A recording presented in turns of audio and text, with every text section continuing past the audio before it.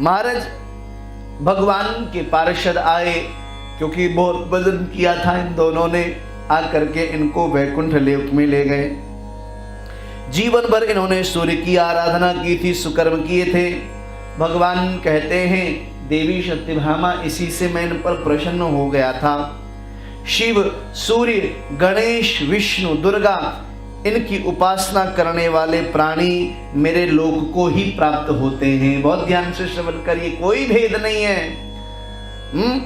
बोले सर्वरूप में मैं ही विराजता हूं, जो इनकी भी पूजा करता है एक दिन उनको भी मैं अपने ही लोक में लेकर के आता हूं। जैसे वर्षा का सब पानी एक दिन बह करके समुद्र में ही चला जाता है। उदाहरण दे रहे श्री ठाकुर जी महाराज जी सत्यभामा को। कार्तिक मास महात्म्य के पहले अध्याय का 25वां और 26वां श्लोक। बोले तेना हम वैकुंठ भवनम नीतो, थोड़ा जल पिला देना मेरे को, आज सुबह जल नहीं पिलाए थे। वैकुंठ भवनम नीतो मद्गणैर मत्समीप गई, यावत् जीवं तु यत्ताभ्यां सूर्य पूजादिकं कृतं, तेनाहं कर्मणा ताभ्यां संप्रीतो ह्यभवं किल, सैवा सौराष्ट्र गणेशा वैष्णवा सग्निपूजका मामेव प्राप्नुवन्ति वर्षं सागरं यथा, एकोहं पंचधा जातः क्रियानामपि किल। कहते हैं सूर्य, गणपति, शक्ति, दुर्गा, काली, इनकी भी पूजा करने वाले एक दिन मुझको ही प्राप्त हो जाते हैं। बोले कैसे?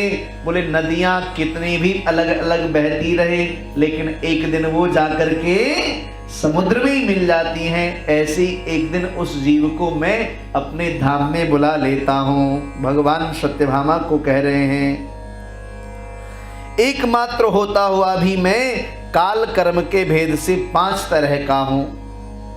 जैसे अकेला, देवदत्त, बालक, भ्राता आदि अनेक नामों से पुकारा जाता है।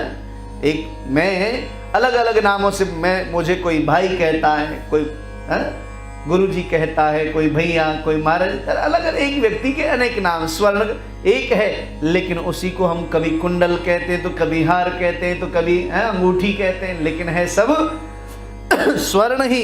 ऐसी भगवान कहते हैं काल और कर्म के भेद से मैं 5 तरह का दिखता हूँ। 5 तरह का मतलब जो पंचदेव उपासना की पद्धति है। बोले 5 देवताओं के रूप में मैं ही विद्यमान हूँ। भगवान यहाँ पर सत्यभामा को कह रहे महाराज जी। महाराज बाद में जब वो मेरे वैकुंठ में आए, विमान पर चढ़े हुए सूर्य के समान तेजस्वी, हमारे ही जैसे रूपमान, दिव्य चंदन तथा माला धारण किए हुए थे और वो आकर के वैकुंठ में वास करने लगे। बोलिए कृष्ण कन्हैया लाल की जय। जैसे श्रवण किया, बोले सरकार वह गुणवती और चंद्र कौन थे? बोले देवी वह गुणवती कोई और नहीं, वो गणपति तुम, गुणवती तुम ही थे। और जो चंद्र हैं वह चंद्र कोई और नहीं, वर्तमान में अक्रूर हुए। अक्रूर आपके पतिदेव जो चंद्र थे वह अक्रूर बने हैं। और जो देवदत्त नाम के ब्राह्मण हुए वो वर्तमान में आपके पिता सप्तराजीत के नाम से जगत में विख्यात हुए।